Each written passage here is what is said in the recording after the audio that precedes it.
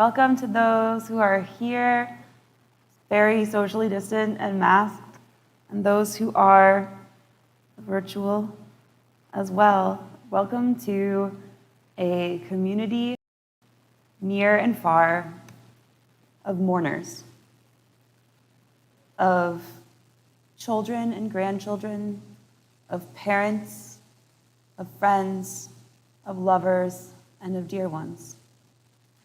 Welcome to a community of remembrance and of love. I'd like to invite Jess Glasser and James Folks to bring us in, offering the words of Reb Simcha Raphael on page 252. Jewish tradition, in its wisdom, teaches us that between the world of the living and the world of the dead is a window and not a wall. Raised in a culture of scientific materialism, many of us have been led to believe that dead is dead, and after death, the channels of communication between us and our loved ones who have died are forever ended, a brick wall.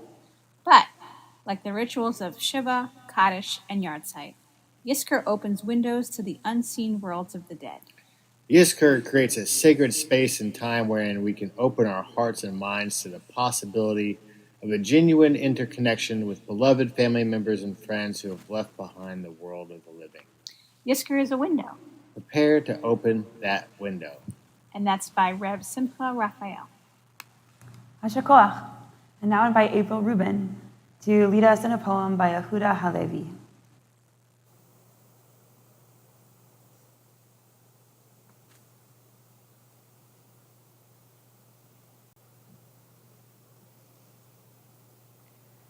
"'Tis a fearful thing.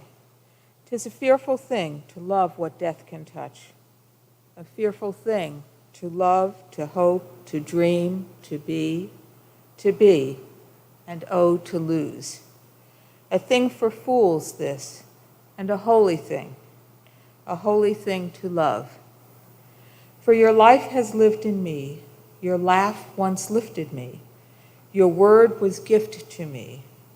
To remember this brings painful joy. 'Tis a human thing, love, a holy thing to love, what death has touched." Yeshua. In just a minute, we're going to experience and say the words of the Yizzcor prayers. I learned from a friend of mine who was grieving the death of her mother that one of the things that she missed most after her mother passed away was the ability to say, "Hi, Mom," when she picked up the phone. There's something incredibly powerful about naming a relationship with someone and about referring to that person in the relationship that they have with us.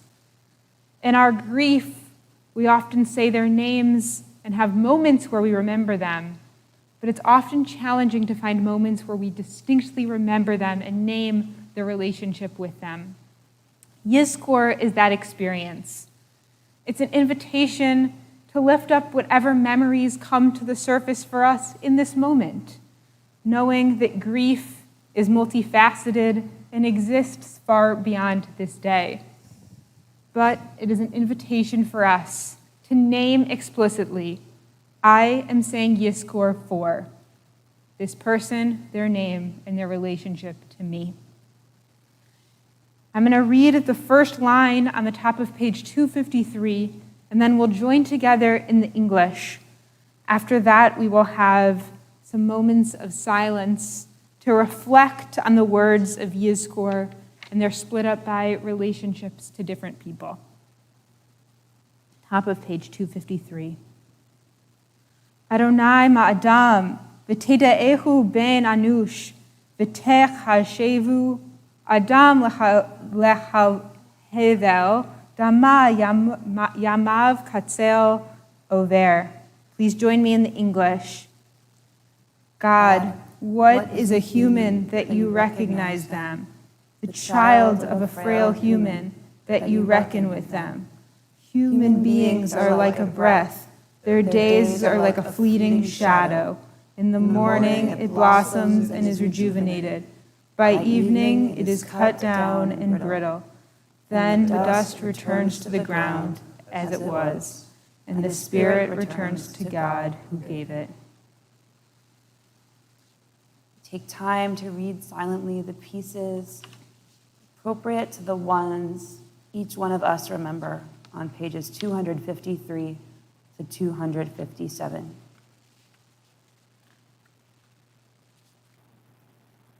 Please rise on page 258 for El Malei Rachamim.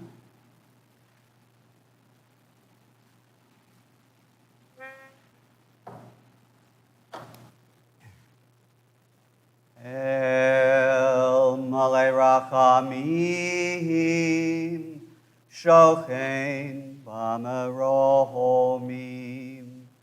Hametzei Menucha Nechona, Tachat Kanfei Hashchina, B'Malot Kedoshim Utahorim, Kezahar Harakia, Mazhirim Lenishmot Yakirenu Ukdashenu Sheholchu Leolamam. Ana Baal Harachamim Hastirem betzel kenafecha la'olamim. Utzror bitzror hachayim et nishmatam.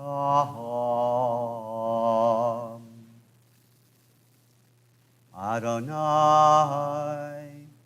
hu nachalatam, Ve'anuchu b'shalom al mishkavam, v'namar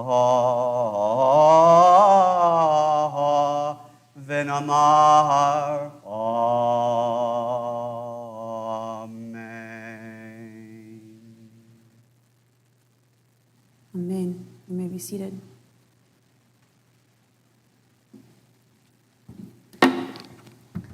Psalm 23, typically read as a psalm of comfort during mourning. And I often focus on those first few lines of calm and of almost resilience, it reads to me. This evening, though, I'm focused on the second to last line. Tov v'chesed yildafuni kol yamei chayai.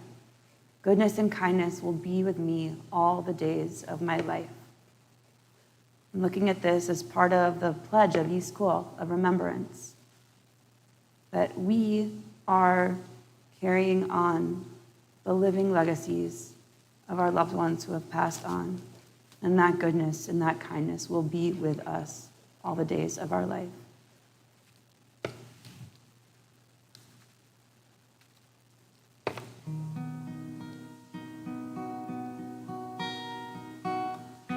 Mizmor leDavid, Adonai Eloi lo echsar. Binot tesher yavitzeni, al mei menuchot yanchileni. Nafshi yoshevet yancheni, b'magli tzedek leman shmo. גם כי הלך בגט צל מוות לא יירא, כי אתה עמדי.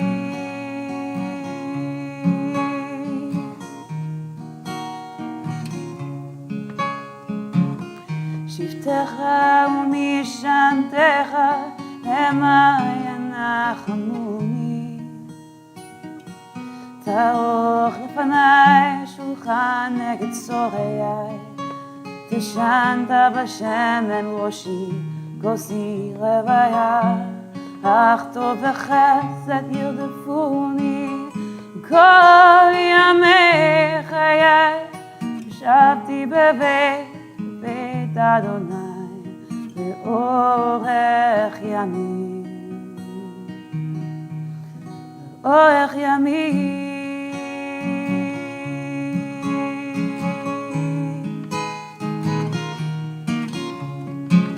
שבטך ומשענתך המה ינחמוני, תערוך לפני שולחן נגד צורריי, תשענת בשמן ראשי, תוציא רוויה, אך טוב וחסד ירדפוני כל ימי חיי. שבתי בבית אדוני לאורך ימים, לאורך ימים.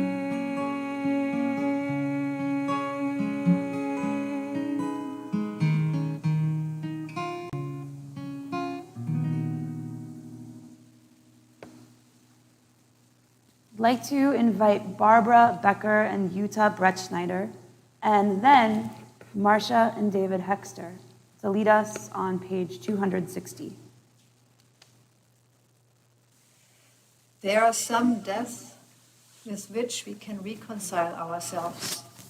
The death of an aging parent or a very sick loved ones. But there are some deaths with which we have greater difficulty. The young, a sudden death, the mass death of our people and others. In all these, we need comfort and the presence of community. We must belong to something greater than ourselves. Reciting the Mourners Kaddish does that for us. Reciting the Mourners Kaddish also forces us into the presence of our ancestors and reconnects us with the generations. I said Kaddish for my father as he said it for his father and mother, and so on back to some remote point in the Jewish time. Reciting the Mourners Kaddish also brings us to the presence of God, even if we don't fully understand this. Even if God's judgment is harsh and perhaps unjust, we are still in covenant with God. Finally, reciting the Mourners Kaddish brings us face to face with the person who died, and in doing so, we honor a memory. We remember them. At the rising of the sun and its setting, we remember them. At the blowing of the wind and in the chill of winter, we remember them. At the opening of the buds and in the rebirth of spring, we remember them. At the blueness of the skies and in the warmth of summer, we remember them. At the rustling of the leaves and in the beauty of autumn, we remember them. At the Beginning of the year and when it ends, we remember them. For they are now a part of us as we remember them. When we are weary and in need of strength, we remember them. When we are lost and sick at heart, we remember them. When we have joy we crave to share, we remember them. When we have decisions that are difficult to make, we remember them. When we have achievements that are based on theirs, we remember them. As long as we live, they too will live, for they are now part of us as we remember them. Shakoach. On page 261, we find the Mourners Kaddish. In most services, not everybody rises for the Kaddish. People who are in recent mourning, people observing a yahrzeit, people who have a tradition of rising.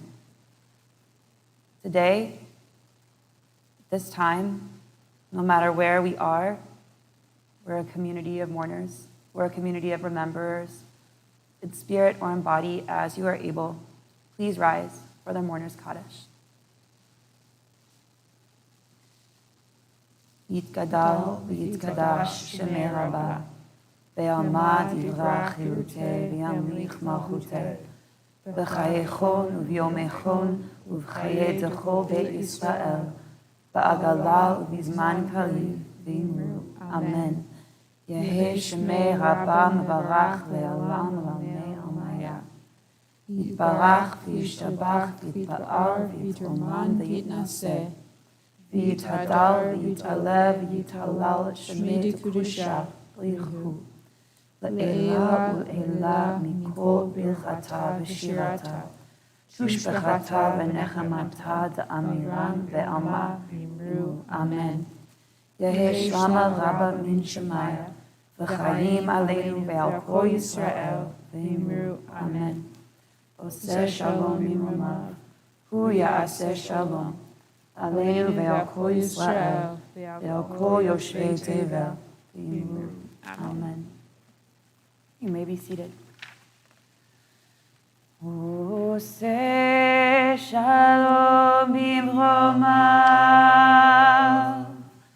הוא יעשה שלום עלינו ועל כל ישראל, ואמרו אמן. יעשה שלום, יעשה שלום, שלום עלינו ועל כל ישראל. יעשה שלום, יעשה שלום, שלום עלינו ועל כל ישראל. יעשה שלום, יעשה שלום, שלום עלינו ועל כל ישראל. יעשה שלום, יעשה שלום, שלום עלינו ועל כל ישראל. As we prepare to enter into Ne'ilah, the final service of Yom Kippur, I invite Nan Raphael, spelled the PH, apologies, you've been seeing her art all throughout the high holidays. I'll invite her to offer some music on the flute as we look at the faces and names of just a few of the people that folks in the Havurah community are remembering right now. If you'd like to share more names, pictures, if you can finagle that somehow, birthdays, memories, anything on the live stream comments, Jenna and I are looking, folks at home are too, and we'll look at this for now on the slideshow before we gather together for Ne'ilah in just a few minutes.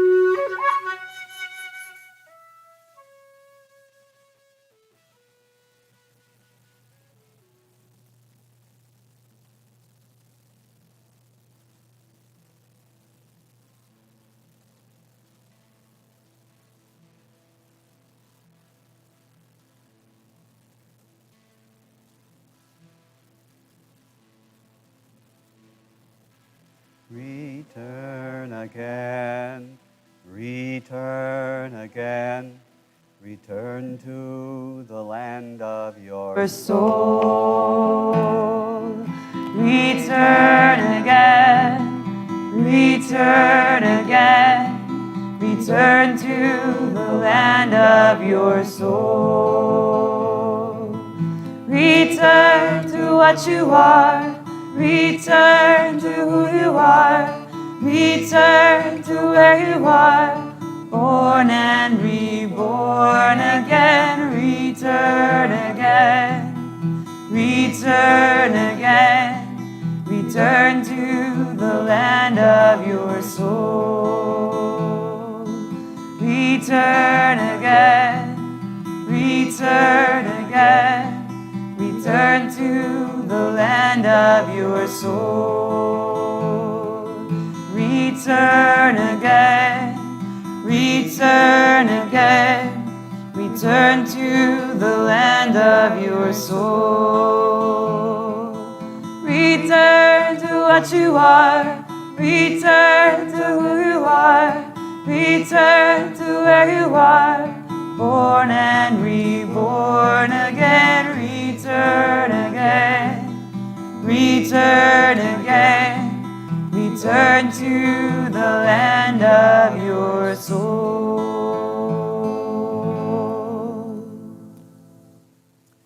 O God of forgiveness, we came into your presence on Kol Nidre night to confess our sins and to acknowledge our many failures. We came with remorse and guilt for things which we did but should not have done, and for things we did not do but should have done. Now, as we conclude this day of worship and reflection, we are still mindful of our failings, but we are heartened by the reassuring message of the ancient prayers. Page 270, read with me. You have given us the great gift of repentance. We can turn from the path we have followed. We can set forth on a new and better way. Help us to repent sincerely so that we may merit forgiveness. Help us to live honorably and to avoid the transgressions for which we have asked your pardon. May our thoughts and words find favor before you, and may our hopes and deeds be worthy of your blessings. I'd like to invite Rosie Nathanson to offer a piece from Rabbi Mark Greenspan on page 271. In just a few minutes, we'll begin Ne'elah, the special service which brings Yom Kippur to an end. The word Ne'elah means closing, as in the closing of a gate or a door. In the time of the Holy Temple, people drew closer to the temple precincts at the end of Yom Kippur. As the sun set, the Kohanim, the descendants of Aaron, began to close the temple gates. For our people, filled with a sense of awe and humility at this sacred hour, cleansed of their sins and weakened by the fast, the gates of the temple were the very gates of heaven. They were now closing. What had the people accomplished? What prayers remained unstated? What secret thoughts were not yet expressed? The closing of the gates conveyed a sense of urgency. What did they wish to do before the closing of the gates? For us, the gates are also closing. The old year is gone and a new one is about to begin. We ask to be sealed in the book of life, to be given another chance, to pass through the gates and to find the potential that lies within us and before us. Yizzcor. We are about to turn to the Ashrae on page 271, a psalm which is an acrostic poem that includes every single letter of the alphabet except for Nun. When I teach this to kids, I often tell them that this is the psalm for inclusion, because every time we say the Ashrae, we're reminded what it must feel like for the Nun to be left out. As we go through this experience of imagining and experiencing the gates closing, let this Ashrae be an invitation to think about how the nuns in our lives must be feeling, how the nuns in our society must be feeling, and what our obligation is to those nuns.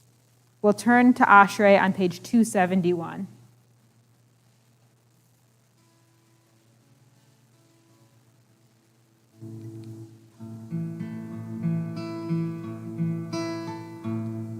Ashrae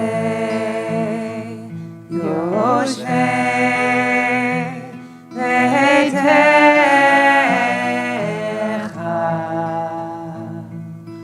Od Yehalelucha Od Yehalelucha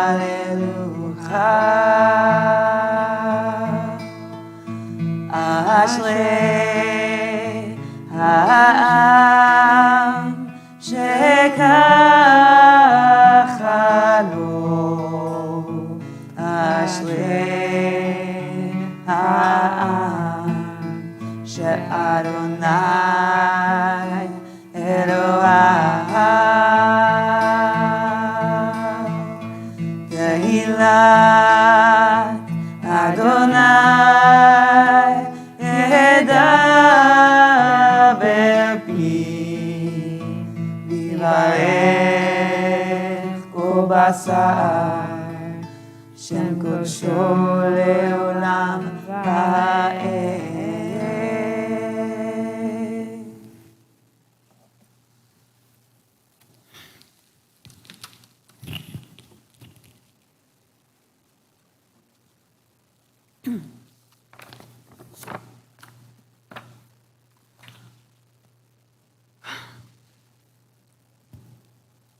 Do you remember the New York Times vaccine tracker? Show of hands if, yeah. It feels like a lifetime ago, but just last fall, I was constantly checking that page of the Times' website to see how many COVID vaccines in process were existing, how they were looking, how many were looking good, how many had moved on to that next stage of testing, and trying to get a sense of when we would be able to get them in our arms. That webpage was my light and my hope. Often, when I checked, things looked just a bit better, a little bit closer than the last time I visited the page. And sometimes, often, I would refresh the page just in case something was happening at that very moment, because I wanted to know. In my mind, once vaccines were widely available, this terrible pandemic would be over. Of course, I knew we would still have pieces to pick up, big pieces. Folks who had been hurt professionally and financially would need new jobs and material assistance after having struggled for so long. Folks who had lingering COVID symptoms would need continued care and innovation to fully recover. Folks who had lost loved ones would continue to mourn and need their community's support in doing so. All of us, to varying degrees, would need care and understanding as we worked through the trauma of the past year. But at least, I thought, we'd be done with the pandemic. We'd be done with COVID, done with the constant fear of schools being closed, done with worrying about getting together in person indoors, done with canceled weddings and vacations, done with masks, done with social distancing, done with COVID. I really thought so. I think a lot of us did. The bottom line is that for me, vaccines represented certainty. I believe that once a vaccine was widely available, we would be able to plan our lives again. We would be able to know what to expect from our day, from our month, from our year. And it pains me to say it, but that is clearly not the case. We are not there yet. And there's no one thing left to look forward to get us there, short of Mashiach and the end of days. The vaccine is life-saving and important and allows us so much more freedom and safety than before. But still, it's not Mashiach. There's no one thing to look forward to bring us certainty. My hope for certainty is gone. We just finished our Yizzkor service, our memorial service, remembering loved ones who had passed on. And it occurs to me that the people who know this best, this truth, that certainty is not a thing we can truly have or look forward to even, are people who have suffered tragic loss. Those of us who have lost loved ones too young, before their time, or when we needed them badly, or when we hadn't really been able to say goodbye. Pandemic aside, those of us who grieve the losses of people we love, and especially those who were taken from us too soon, know the meaning of uncertainty all too well. These mourners, even many years after the death of their loved ones, know not just intellectually, but in their core, there are no assurances in life. Our worst fears probably won't come true, but they could, and sometimes they do. Obviously, living with the threat of schools closing is not the same as losing a child. Needing to wear a mask is not the same as losing a parent. Having to postpone a wedding is not the same as losing a partner.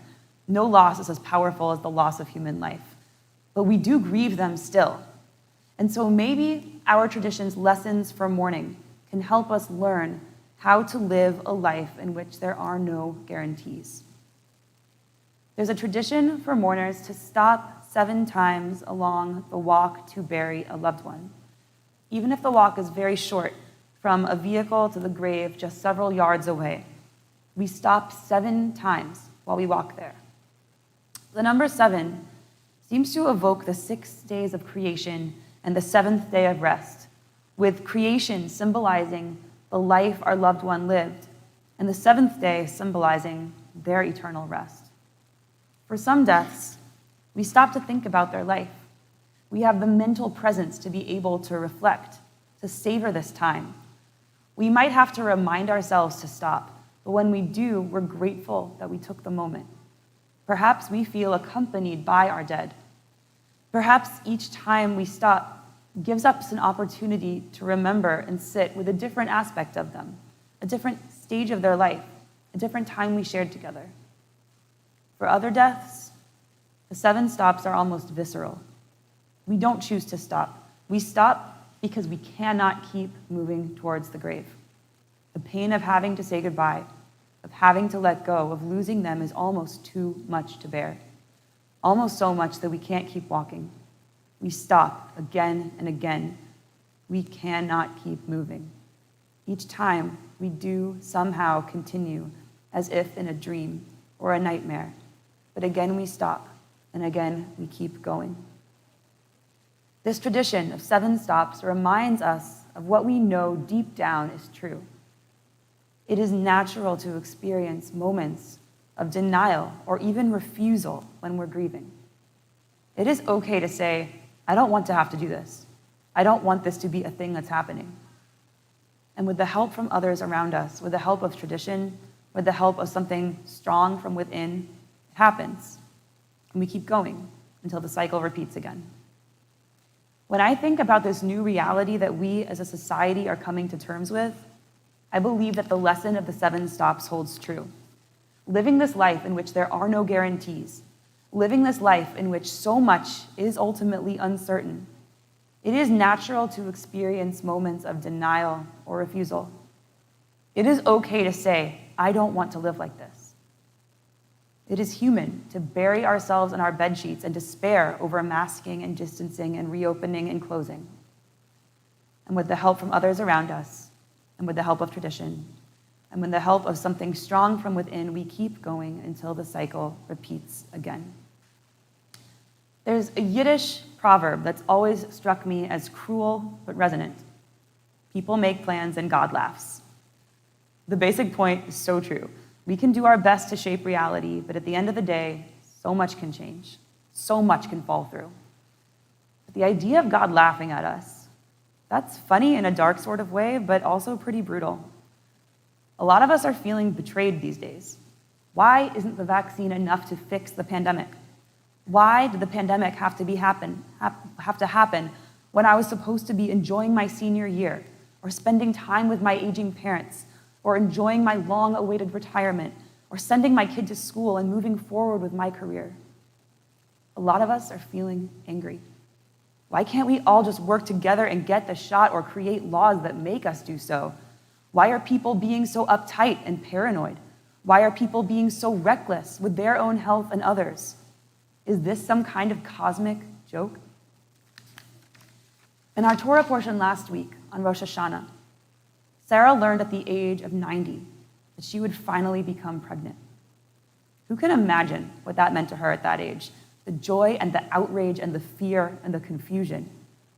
Her reaction, of course, was to laugh. Just to laugh at the absurdity of life, at the cosmic joke that is so much a part of life. For the record, I don't believe that God is a person-like being with person-like feelings. I don't believe that there is some omnipotent entity up there laughing or even lamenting for us. I believe more in God as working through nature, described in part by what Rabbi Schulweis said, as Jenna taught us on Rosh Hashanah, that God works through us. Maybe when we say that people make plans and God laughs, we're talking about our own laughter at the explosion of our lives and finding something sacred in that laughter. But God is limitless.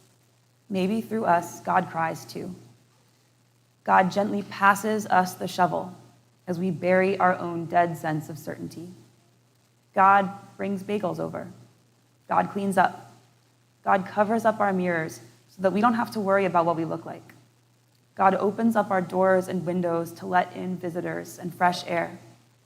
God makes a mental note within us about how we like to be greeted and held and supported while we are struggling, so that we can bring that presence and empathy to others in the future one day. And not so much at us, but with us, through us, God laughs. People make plans, and they sometimes fall apart. God is with us for the planning and for the falling apart, and for the learning to live with that lingering possibility of falling apart. And I believe that that is the true new normal. Learning to live with that lingering possibility of things falling apart. Not just as individuals who have experienced sudden loss, but as a society, as a community, expecting the unexpected, ready for loss, ready to hold one another in that loss, and ready to meet God there. In just a moment, we'll open the ark and see the Torahs dressed in their beautiful white high holiday mantles one last time this year. When the ark is opened, we'll all rise in body or in spirit as we are able for the call to prayer on page 272. And it's actually traditional to remain standing from this point on through the very end of the service. With that said, that's not healthy for everyone. So I'll also make a note of where you might want to be seated and rise again and be seated and rise again. But many of us may choose to remain standing. Either way, with honor and with awe, we rise as the ark is opened.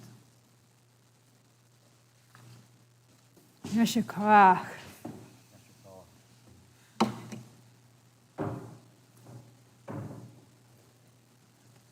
Baruch et Adonai HaMevorach.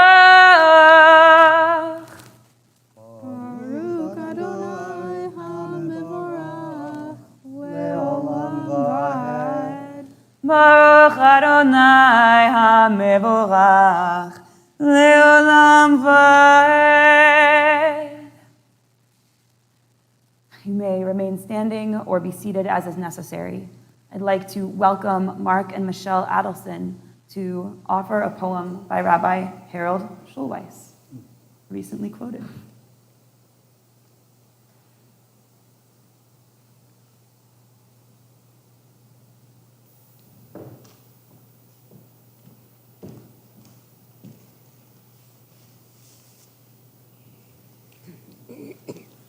The last word has not been spoken.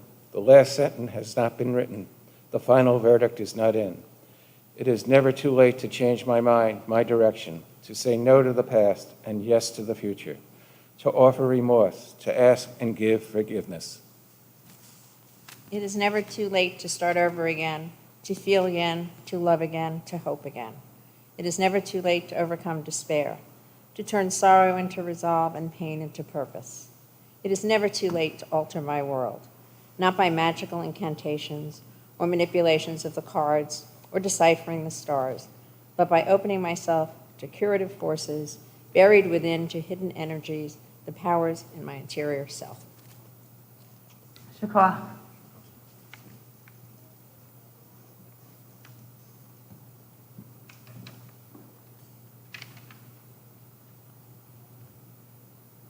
Who are able, please rise in body or in spirit, who aren't already for the Kaddish. Page 273. Yitkadal v'yitkadash shemei Rabba v'yamad yivrach yuteh v'yamlich machuteh b'chayechon u'v'yomechon u'v'chaye dechol beit Yisrael b'gala u'v'zman kariv v'imhu amen. Yehesh merabah mevarach le'alam u'lamei amaya. Yitbarach, yitbarach, v'yishtabach, v'yitpa'al, v'yitromam, v'yitnaseh, v'yithadar, v'yitaleh, v'yitalal shemei dekudusha, richu le'ela u'le'ela, mikol birchata v'shirata, tushbechata, v'nechamata, da'amiran be'ama, v'imru amen.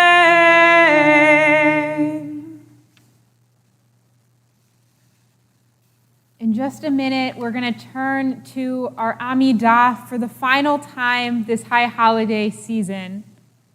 Poet Merrill Feld teaches that we all stood together at Sinai, but everyone experienced that moment differently. Some were holding babies, so they didn't have the chance to perhaps see it. Others were writing down everything that took place. Others may not have been able to hear all that took place. This final Amidah is our chance to synthesize this experience of the last 24 hours, but also an invitation to think about what's next. What is your unique experience that you live? What are you holding? And what are the things that make your Jewish experience unique? Because that is for us to determine together. As the gates close, the gates and the doors open for us to take the steps of all of our reflecting into real life. We'll turn to page 274 and rise if we're able for the Amidah.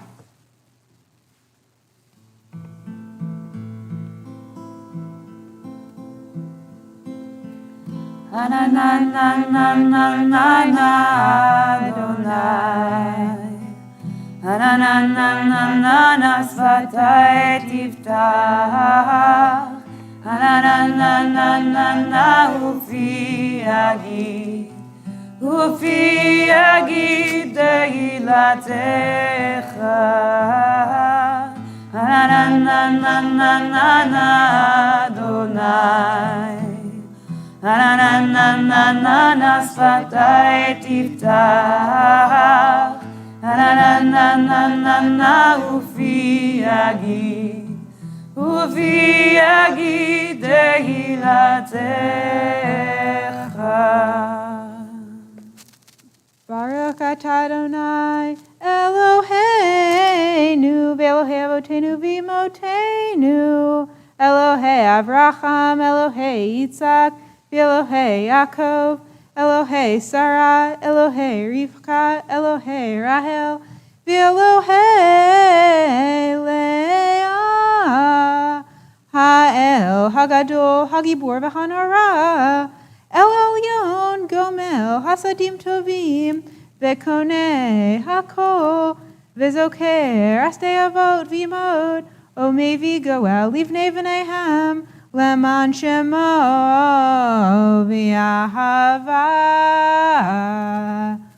Zogreinu Lechaim Melech Hafetz Bechaim V'chol Tmeinu